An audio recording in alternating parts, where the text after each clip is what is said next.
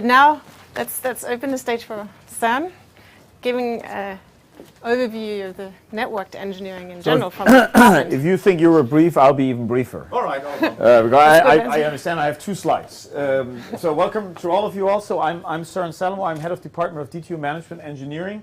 And this is the department where both Anya and Pedro and you could say the project is located. However, I won't talk long about the department really. I would like to go a little bit into this engineering systems approach and really trying to build a case for why, and you kind of prepared that very nicely already, and I'm trying to build a little bit on what you said. If we look at what we are considered at DTU Management Engineering is, amongst other things, is engineering systems. And engineering systems, you could say, obviously built to some extent on technology. That's what we're good at DTU. We develop abundance of technology.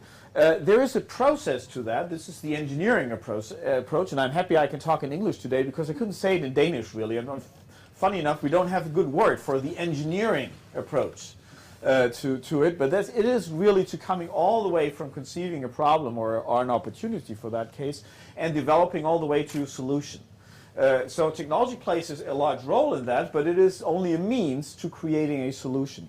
If you want to create a solution, well, there is this human factors or human being approach to this. There must be some management to that also. You cannot just build on technology. If you want to make it work, it has to be worked in context of some management. And ultimately, what we see is that most of our activities cannot be looked at isolated.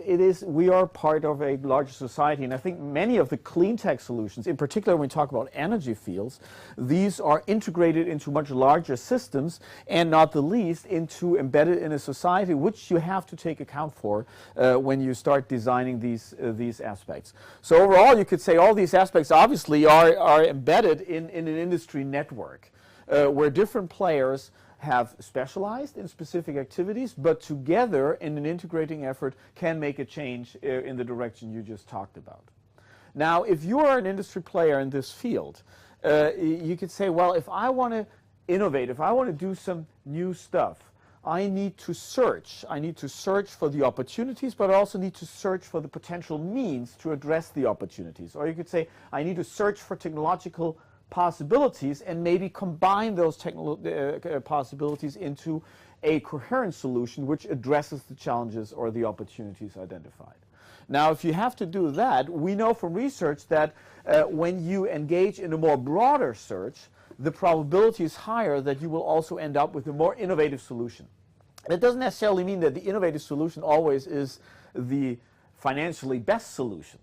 But very often there is at least the opportunity when it's more innovative, it's more distinct from what your competitors do, and there is a chance that you can engage into more profit-generating activities. So more innovative is to some extent not bad. But how to reach that, how to become more innovative through your search? Well, I think there are basically 2 distinct approaches. One is you can say, well, I see a possibility and I start broadcasting the possibility. If you think about concepts like innocentive, for example, or others where you say, well, I have this challenge. Can anyone out there in the world help me solve that challenge? Why do you do something like that? That's basically the idea is to, when you're limited in your technological domains, there is past dependencies, there is knowledge about what you know, you start searching very close to what you know already. The more innovative solutions, however, typically will depend on knowledge which is far away.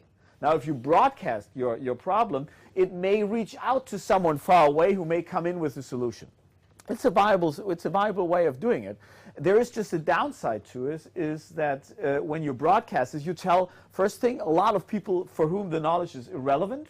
So you spam a lot of people, and ultimately you may also broadcast your problems or your ideas to your competitors and others, and that may not necessarily always be in your interest. So the alternative approach would be a more targeted search, which we very often engaged in as companies. However, as a more targeted search, very often starts where you are now, and then you look at, well, which direction do I want to look at? And then you walk that path. And the great chances are that you miss greater opportunities which are not on the beaten path which you've been working on for a long time.